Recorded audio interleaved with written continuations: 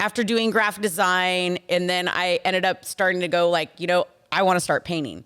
So I would lock myself in the paint booth at night and end up, painting. Like I just taught myself how to paint. It took me about 2 years to like get decent at it, but there wasn't any like YouTube at that time or anything like that. And I picked things up. And so I'd watch people do it. I'd watch, my dad, our painter there and stuff. I'd watch them all do it, and I would just do it myself at night. And then eventually I just kept getting better at it and learning from other people. And I still love doing it today. Scarlett is a 1964 Resto-Mod Corvette, and she didn't start that way. She had a small block engine. It just was an easy car to start with. And what was it to start with? Ugly.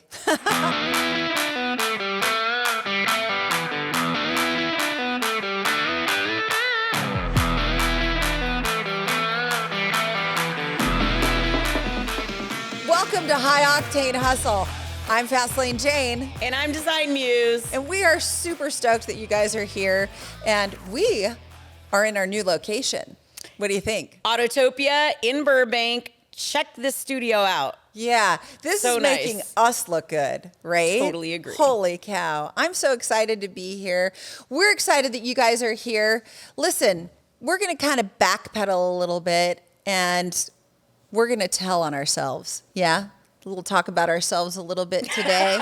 Okay, so we're not going to tell on all. Yes, there tell we go. all. There we go. And I'm going to start this game off with you, Teresa. You and I met, gosh, it's been over 10 years. And it was back when I was writing for K&N, and we were I totally remember this SEMA day. crunching, and I was at Jesse's shop. And you came in, this little fire plug, man, this pint-sized powerhouse, holy smokes. And we just gelled, we connected. And you were the girl behind the spray gun and having a body shop and knowing a little bit about that. Right. I understood where you were coming from. Kind of similar backgrounds here. Yeah. Totally. And picked up on your whole design cues and who you were. And, I really want to talk a little bit more about how that all came to be. I mean, when we talk about, we see plenty of women behind the spray gun, behind the welding helmet. But how did you get to this point where you're high profile clients and you're building stuff? And I want to know more. I want to know every juicy detail. Wow, where do I even begin? Well, going back to that day, I totally remember that day.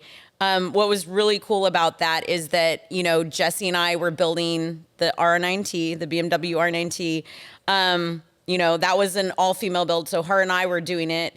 What was really cool about that motorcycle was that she was like, I want you to design it. Yeah. And that was like, it was so cool that she fully trusted me to do something like that. And that's what I love doing. I love designing. I love taking something and really like kind of deconstructing it a little bit so you understand more about it. So like, for instance, with that motorcycle, this BMW had a beautiful aluminum tank, but it was painted black, So what do? We took out all the paint off of it, and went back to the rawness of what the bike was and stuff, And when people ask me, we wanted it to be land speed inspired. Yeah. So then what I did is I was really inspired by like, when you look at a dry lake bed at night at sunset, it has like those golden tones and things like that. So I really wanted that to be part of it. So I have a lot of rawness in there. The aluminum showing on it. There's golden tones in it. It's a very like monochromatic looking motorcycle, like the whole overall design aesthetic. But we went more raw, more naked on it. It was just, I guess to me, that's what design is about. It's about the actual item speaking for itself also, and right. Giving it a different life, having a story behind what that is. So like all my life, I guess I've always loved doing that. I mean, I've loved like getting, like actually writing things and getting on things. So grew up on motorcycles, riding ATCs, dune buggies, going to the desert, all of those things have like inspired me along the way. And I guess design has always just been a big part of that. I mean, yes, body shop, right? Like you said, parents, you know, my dad did paint as well. He was a custom painter too. And, you know, growing up in an auto body shop, I was just around it and everything. I actually ended up going to school for graphic design. And so I wasn't like, oh, I'm going to be a painter. That wasn't something. But at 16, when I went to the SEMA show for the first time, because, you know, you could go at 16 years old, that was inspiring to me. That was like the moment I went there and I was like, this is what I want to do. I want to build stuff like this out there and be able to do it, have, you know, vehicles that I've worked on be here at this show. You know, that was like that moment that hit me. And I was like, it wasn't that I went straight from there and went into it. I mean, I ended up being a machinist. I actually was a machinist while I went to school for graphic design, you know, so it's not like that was like exactly my trajectory from there. But after doing graphic design, and then I ended up starting to go like, you know, I want to start painting. So I would lock myself in the paint booth at night and end up, you know, painting. Like I just taught myself how to paint. It took me about 2 years to like get decent at it, but there wasn't any like YouTube at that time or anything like that. And I picked things up. And so I'd watch people do it. You know, I'd watch, you know, my dad, our painter there and stuff. I'd watch them all do it and I would just do it myself at night. And then eventually I just kept getting better at it and learning from other people. And I still love doing it today.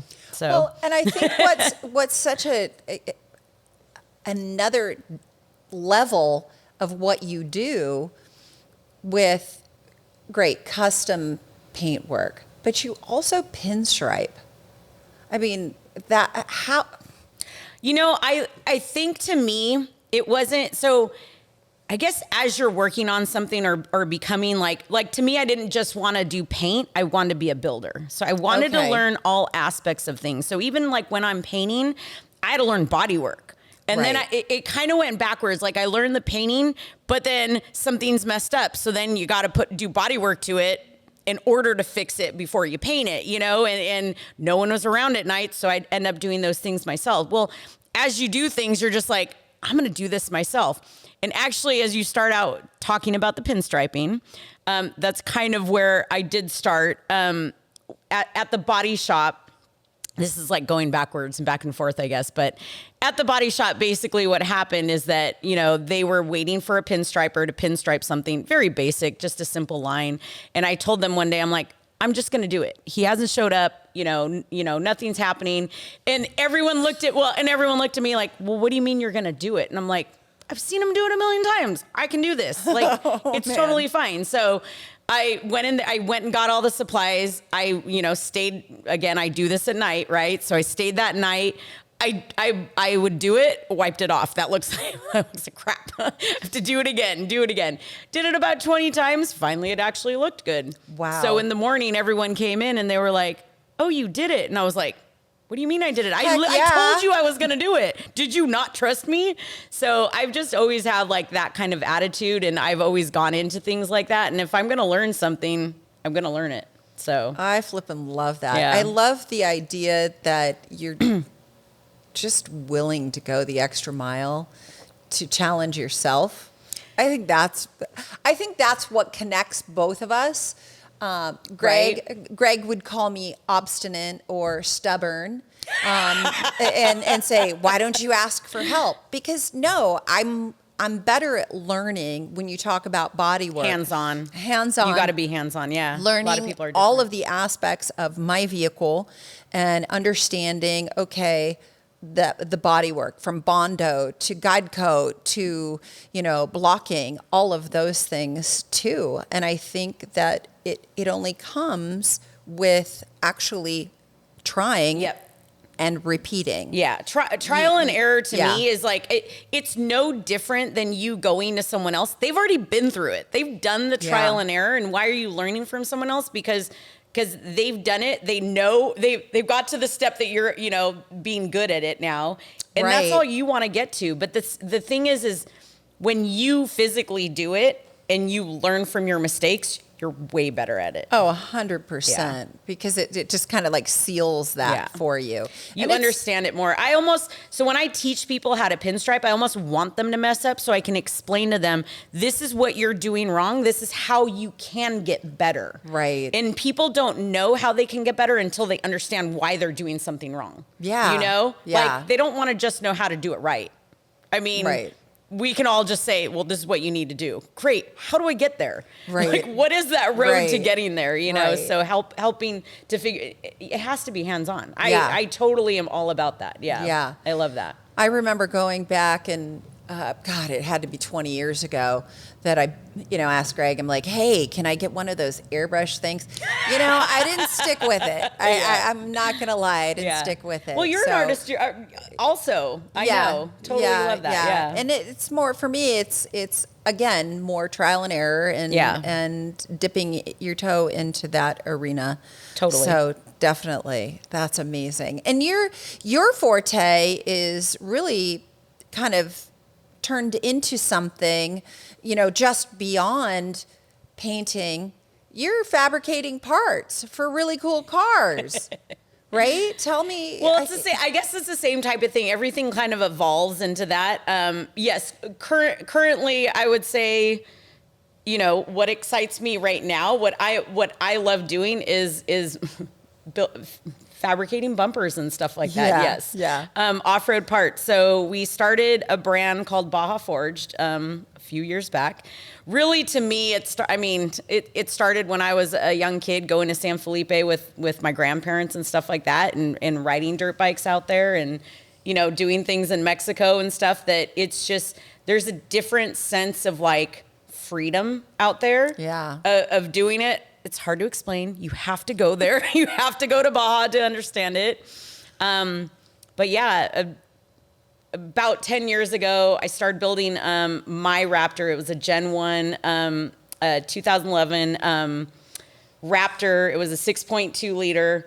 It was awesome. And it was one of the first things that I finally did that was all my design. I painted it. I did it fully my style. I designed all the bumpers on it and everything. And that's where I finally started to like embrace what my design aesthetic was and where that was coming from. And so, yes, today we're running with that, and we're building a brand that kind of, all evolved from that, and building parts that, not only look good, because to me it's like, a lot of the things you see these days, you're like, it doesn't even look, it looks like you literally got a box and like put it on the front of your vehicle or something, Oh, I've seen those. Yeah. And so I just, it's about like the aesthetics of the vehicle. You're complementing them. You're not trying to take away from something. So it was trying to build an off-road style bumper that was a little bit more old school and traditional in the sense of having a Baja race inspired theme. Yeah. But bringing it, like modernizing it, like actually still making it look good. So you're driving in LA, you actually still look good, So I want to look good on and off road, and I want our product to be like fully capable of doing that too. So yeah, yes, that's what we're doing. Yeah, I think that to echo that sentiment, at our shop, we've always leaned into body lines and widening the C2. Right. But to complement, gently. And giving it more curves looks so good like that. Yeah. The widening of things like that, definitely. And it gives it a more, we talk about stance and how that stance looks. Is everything. Yeah, exactly. Yes. And making something so that it doesn't look adulterated, but it's also function, right? That's okay. We don't want it to, GM did so many hours of R&D and to go in and just put plant on wheel wells and these just garish. Oh yeah, no, you're never going to see anything like that come out of our shop. Yeah. So it does make a huge difference. And I think you're right. I feel like your shop too, and the design aesthetic that we have. To me, it's always like it's almost like a concept vehicle of what they were gonna do, right, but wasn't done. So right. you're looking at something where someone looks at it and it still kind of looks factory, right, but you can tell it's elevated in a different way like that. So, yeah. and I know you guys do the same thing with your wheel wells and the quarters and stuff like that, and the slight curves that's adding just a couple inches, but you're like, there's something different, right, but I'm not quite sure what it is. And stance, wheels, tires, all of that, things are so important like that. It's crazy how much a couple inches here and there, half an inch here and there, makes a difference on things. And when we talk about design aesthetic, for me, taking my car, Scarlett, ultimately creating a newer, updated design aesthetic really came about because I wanted new wheels for my car. I wanted to, and what's really crazy is that car, what was it, 3 years ago when I got the Forge lines on them, when I picked those wheels, that was the very first set of wheels I ever picked, you guys. Love it. I'm over 40 and I finally picked a set of freaking wheels. And then that ultimately, Greg allowed me. Let me rephrase that. Greg encouraged me to kind of roll with that, literally roll with that. I'm so funny sometimes.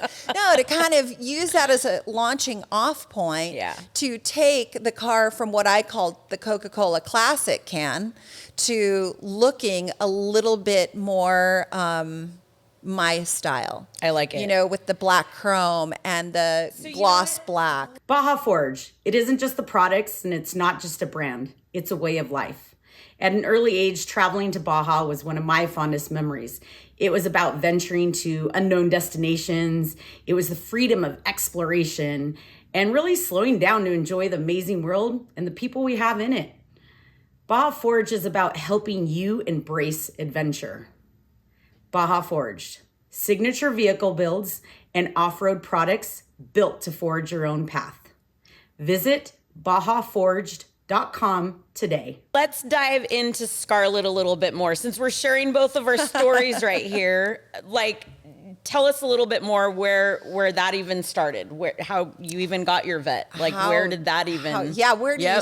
Well, interestingly enough, because I know obviously Scarlett is a lot of your story and where where that's led. Yeah, and what ultimately started as a car that we purchased up in Running Springs, and it was a roller, and it was to showcase what we fabricated. And what is Scarlett? Scarlett is a 1964 Resto-Mod Corvette, and she didn't start that way. Mm-hmm. She had a small block engine. You know, it just was an easy car to start with, and what was it to start with? Ugly.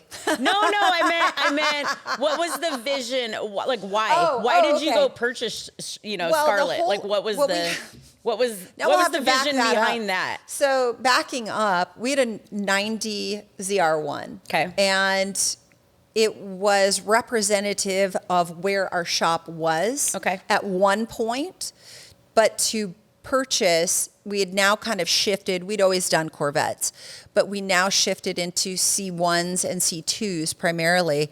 And it was an opportunity for us to find a C2, second generation, Corvette, and picked that up, sold the ZR1. One of the best generations. Yeah. Well, she's the same age as I am. So now you can figure out, how long I waited to buy my own wheels.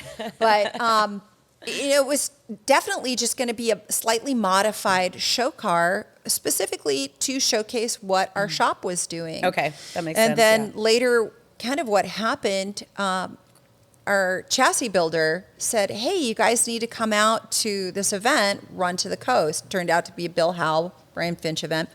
And we did that, and I'm like, oh, wow, this is really cool. You can slide a car around and not get busted for it. Because I'd been doing that since, I was 15, 16 years old. Yeah. Cruising Van Nuys Boulevard, doing the street races, the whole thing. And that really was pivotal. Street races? What? No. I would never advocate for that. But that was a different lifetime.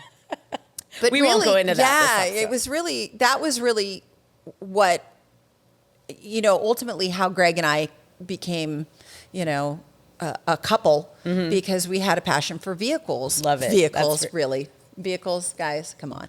We had a passion for hot rods, cars, anything that went fast. Give me a break. I mean, and the whole thing behind that was he had a couple of really cool cars. And I'm like, there's okay, promise he gets a there. second look. Yeah, there's promise there. There's total promise there. But sense. This particular car then kind of morphed. We decided and discovered we both enjoyed racing. And just from that one event going out, isn't that crazy how something like that sparks that? Then we tried a Good Guys event, Yeah. and the community of it all was what was so impressive to me, and the fact that I could annihilate so many cones.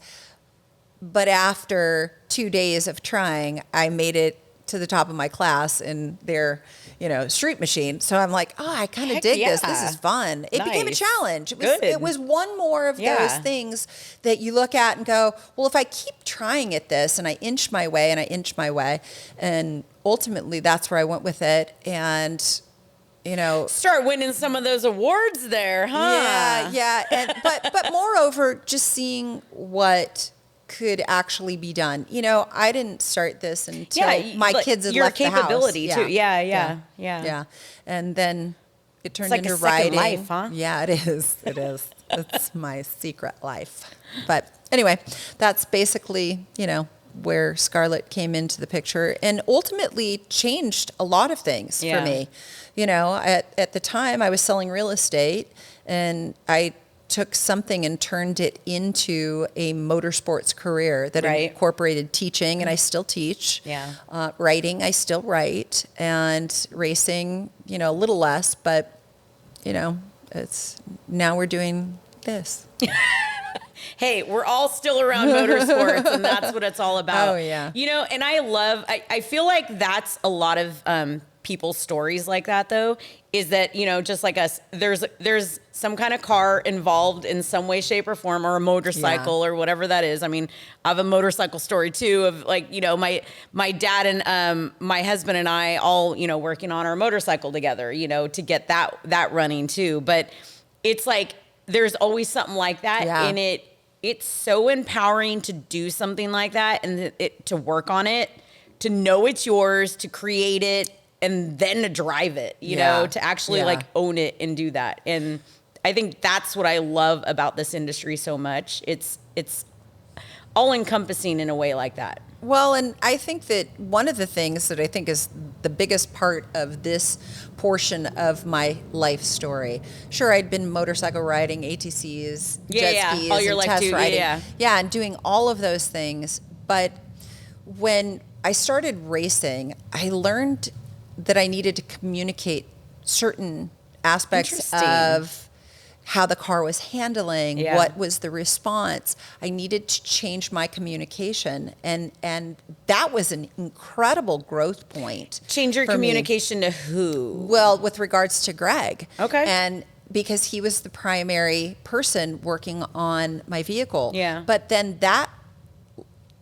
I leaned into working on my own vehicle, working on the motor, changing, things like the clutch and assisting with the brakes, and just learning like so many new things that I could do. Yeah. And being competent at that and understanding that I can not only help to pick a wheel, but now I'm designing my door panels and understanding how that all works. And, you don't have to be a teenager to learn how to do this stuff. Right. And I think, you know what I'm saying? Or you don't have to be 30 years old to learn. You can approach this almost at any age. It's just, at that point, it's just a willingness to try and, again, it's that A-type personality that says, I'm going to do this.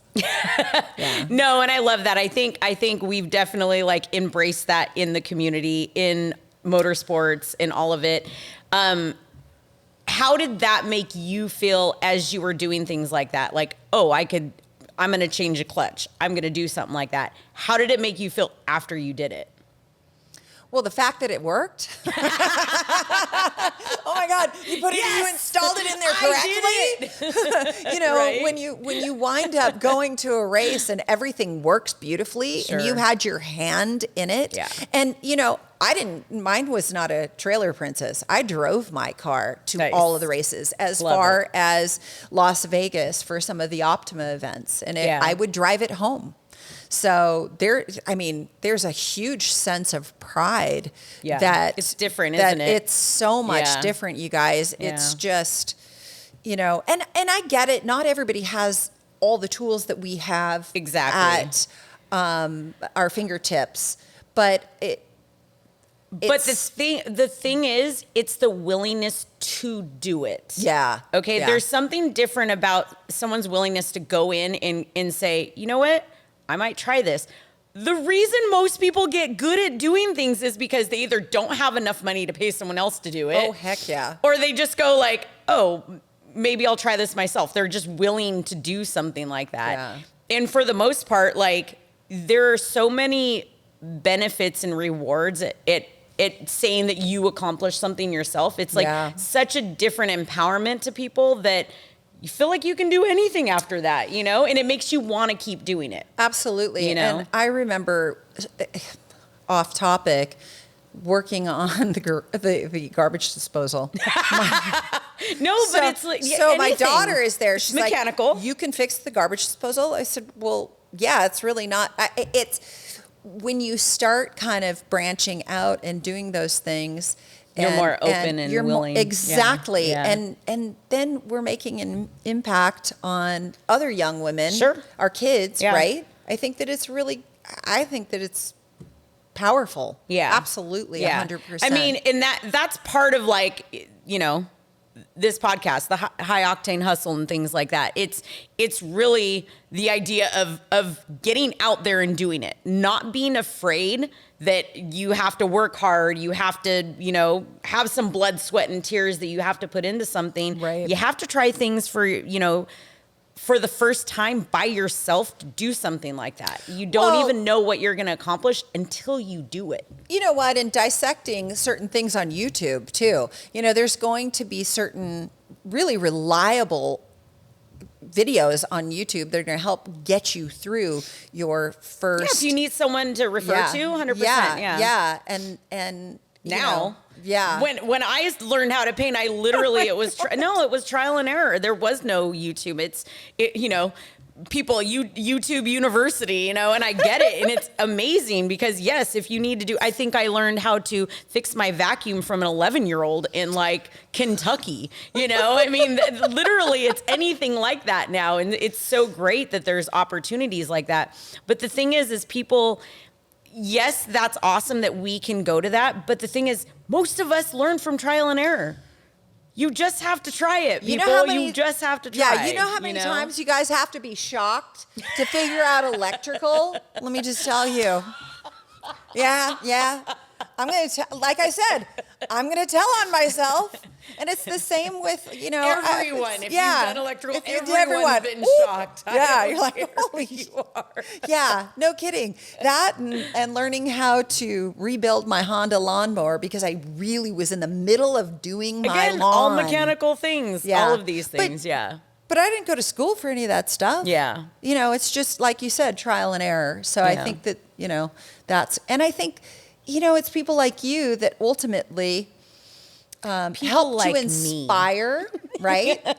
that ultimately help pave the way for people like me who want to try and see what they can do to change their life. So, but who is your biggest inspiration?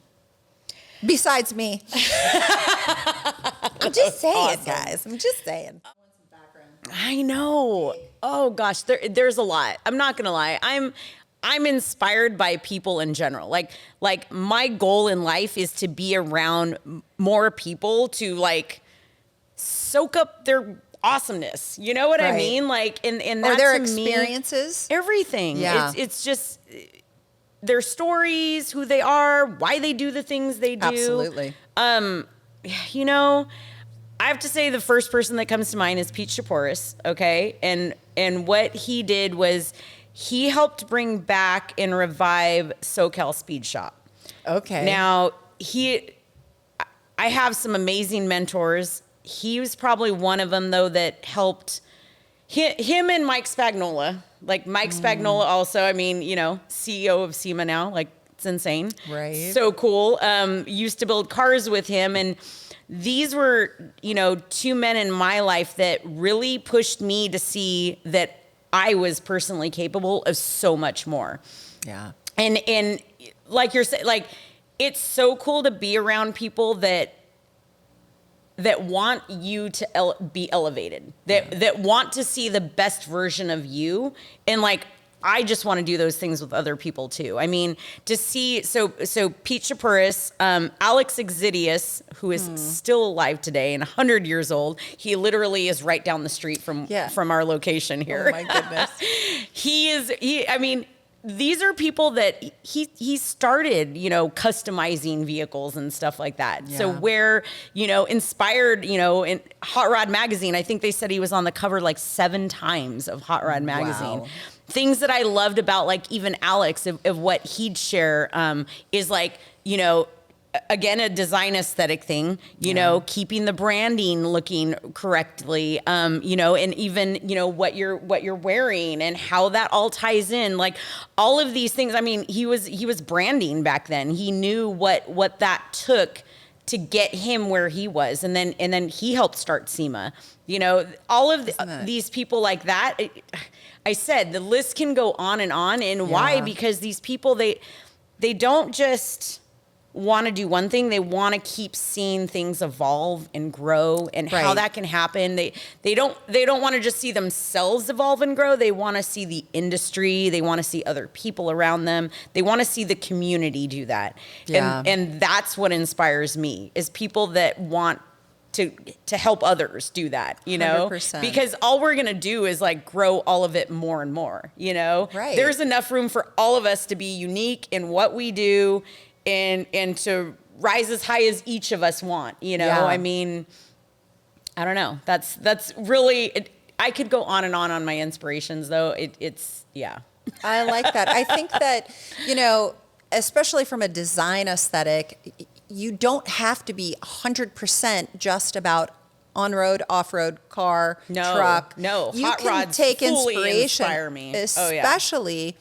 take inspiration from your surroundings. What the purpose of the activity is going to be, right? And that kind of spills over into everything I know that I do, that I think helps to elevate me again. And I think that that's key, is picking up on those things. Like, you're in the desert and you have so much inspiration. To me in so many ways. And it has been all my life. And then I prefer the ocean and seeing that and smooth, cool lines and how that affects my design sensibility too. I think that's really cool. GTS Customs Corvette Specialists. Passion is the driving force behind every design, every build. Innovation taking the client's dream car places never thought possible. Not just seductive form, but flawless function, showcasing today's technology in yesterday's classic curves in luxury and in performance. Head over to highoctanehustle.com, shop the brands page, and check out GTS Customs Corvette Specialists. Have you ever experienced any issues that we've never spoken about with, I mean, you're a pint-sized powerhouse, right? My God. You know, who's going to mess with T-Dome?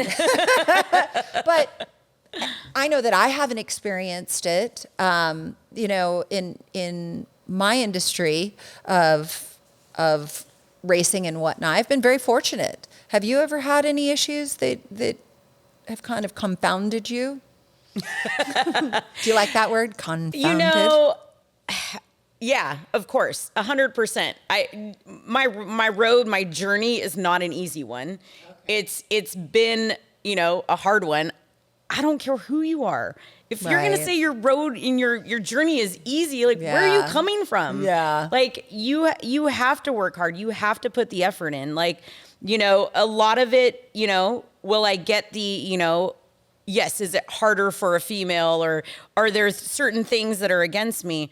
Yeah, I'm sure it is for a newbie guy coming into this stuff too. It's, you have to, it depends on where you want to come from. I don't come from like a victim mentality of what it is. I come from a mindset of like, I want to take accountability for who I am and where I want to go. Now, yeah, is it hard? Is it kind of rough sometimes? Of course. And yes, I can give you instances where I don't like every single person I've met. There's certain people that I align with because they're good people in general. So it's not a sexist thing, is what you're telling me. No, it's a bad person thing. Yes, right. That's right? how I feel it is. No, don't get me wrong. Yes, will people use those types of things against you? 100%. Yeah. But I know guys that have told me similar stories too. Yeah. I don't feel like anyone's road has been just so easy that someone's picked them up, lifted them fully, done this, you know, like and I'm not saying it's right either, you know, like for any kind of bad situation to happen or to be in anything like that, get out of it. Don't allow that. You know, that's the hardest part is for us to empower ourselves to know that we're good enough to not be in a situation. I mean, even more recently, like, you know, there was a young woman that was getting into, she was painting and she was doing, she's painting at a shop and stuff. And she was like, I didn't like the way the guys were treating me, whatever. She got out of it. And I was like, good for you for not staying in it. That's it. You just need to realize these are not the right people for you to be around and you need to leave. You know, so and then she said the next people she found were awesome. They were great people to her. They're just good people in general. Yeah. It's, you know, and it's different times now too. I think that people are kind of up against the wall and sometimes they're not their best selves. And I don't necessarily think it's like you said, it's just it you know, sometimes will show its face as sexism. I've been very fortunate. It is. And there is that. Yeah. Don't get me wrong. And I think do it goes things both like ways. this happen 100%. Yeah. There's racism, sex. There all kinds of things There's like all that the happen. isms. If you, what do you want to do about it? What are you going to? Are you going to allow it to affect you, or what? You know, what does that look like to you? And to me, like, okay, real deal revolution. Right. The idea is when you're empowered, what we do is we put tools in other people's hands. You know, they've always said, oh, I want to do this and stuff. So we're a traveling workshop that goes around and teaches people how to weld, how to pinstripe, how to blacksmith. Right. The second that you do something and you empower yourselves, just like you installing your clutch, it gives you a different sense of accomplishment that you can do something yourself and you're capable of it. Right. Now, that is so empowering on so many different levels for people to understand that they're capable of so much more. Yeah. And so we're not just putting the tools in their hands to do these things, to teach them a trade. We're doing it to empower them to realize they can conquer the world. Absolutely. It's such a small little thing like that, but it's all of those things in a row that will help people get over that. Yes. Is there all this other noise happening in the world? Yes. Right. Do you want to listen to it, or do you want to do something about it? Absolutely. What are you going to do? I love it. So I absolutely love that. yeah. And you're So right. good. I can talk about So good. crappy things that have happened 100%. Oh my God, we all Don't can. get me wrong. We all can. And I'm glad, and like you said, you're like, oh, I haven't experienced. I'm sure you have. I'm sure there's little situations that you're just like, but you blow it off. And it's up to you if you want it to affect you or not. And you have it, and that's a great mindset to have. Yeah. And I think that as women who empower other women, I think that one thing that I notice that is a common thread, an empowered woman lifts another woman up. And so I have seen more often a response from women who are not empowered Sure. that kind of, Unfortunately, play a victim role. Yeah. Yeah. And it's not, I know, it's just from a background. It's from what they don't understand. Right. That's so all. I think that it's really, yours and my mission to say, hey, you know what, guys, learn by our experience. Go out and try something and know that you're not alone in doing so, and see where it gets you, see where it takes you. I had no idea that the racing or sliding a car around would turn into, 75 plus published articles. That's so and, awesome. And turning into becoming a brand ambassador and a sponsored driver. I'm like, what in For the heck are huge they? names. What in the heck are they going to want Yeah. with this old lady K&N, kind of thing? Centerline. Well, I know. and on top of that, though, I mean, it really was just to stay relevant with the kids. And the greatest thing I ever hear is, "Mom, you're so cool. Mom, you're so cool." love it. I love it. Or the I'm sorry, not you're such a badass. No, this is hysterical. This is really wild. I'm going to totally tell this story. Mason comes to me. Mason's my daughter, if you guys don't know this. Mason comes to I don't me at think they do. Christmas time. She comes to me at Christmas time. She's an adult daughter. And she says, "Hey, Alonzo's brother really enjoyed meeting you. I thought this would be a really cute Christmas gift. Would you autograph a picture for him?" Oh, I love it. I'm like, I made it, man. I'm like, oh, I'd be happy to. I'm like, yeah. Love a little it. Pat on the back, a little ego boost. Yeah. It was like, I thought that was the sweetest thing. Of Love course, it. the end of that story goes with, oh my gosh, he was mortified, embarrassed, and said, I can't believe you told your mother that. But it was all in good fun. But he still got his signed autograph his picture. autograph Come on, I picture. mean, that's really what he wants. Yeah, I thought that was really sweet. That's was really- fantastic. yeah, it was really fun. Love it. So as far as today, what excites you in the world? I mean, I know, I don't even think we got to talk about your inspirations and really because even this journey for you has really, like you said, started later in life. It's like a second life. Yeah. I mean, is there, besides, going to that first race, is there, what what excites you about like your inspirations today? Well, I think having an opportunity to align myself with organizations like Real Deal Revolution, like the Jesse Combs Foundation, and to be in an arena, that these women are just badasses. They're, game changers. Mason and I went and we got our M1 licenses too. Yeah. And Loved it. so many cool things happened, or I allowed or invited to happen after I started racing.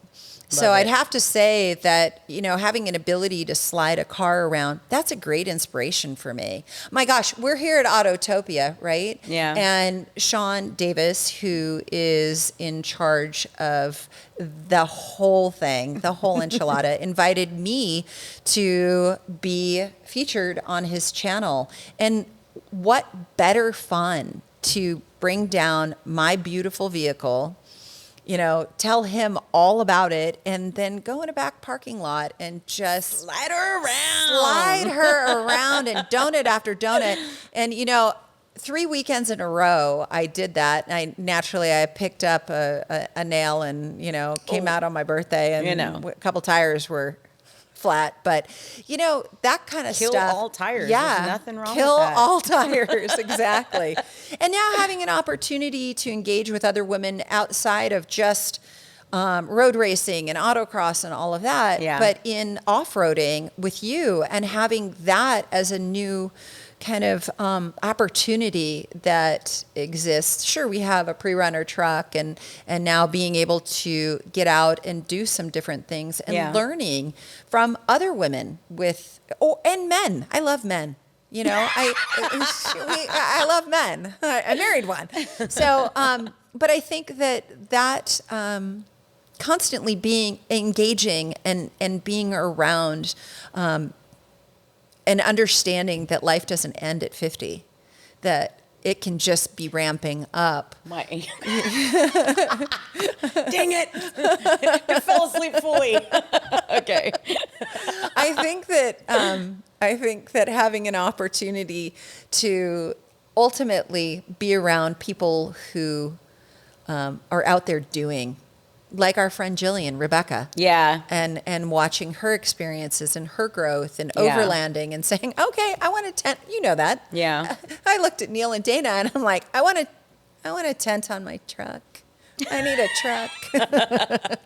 But no, and even Jillian, like for instance, like bringing her up, you know, because yes, we've interviewed her because she goes out, she does that by herself, you know, she goes out and she goes overlanding, goes to these beautiful scenic places, off grid, and you know, and takes her, you know, Tacoma, you know, that her rig is all set up and everything, and then she goes in dirt bikes and stuff, and takes these amazing views. Like the thing is when you get, that's what I love about off-roading, like the adventures that you can take and the places that you can see that you just don't even realize like exist in the world. Yeah. Like you see these places and they're amazing. Yeah. It takes you to new sites. I mean, don't get me wrong, I love street cars and I love hot rods and all that. But to go off-roading to these places and to go on top of a peak and just overlook this stuff at night, it's well, and so then good. there's the teaching aspect, there's the learning aspect, and I think when I position myself, and I imagine you do this as well,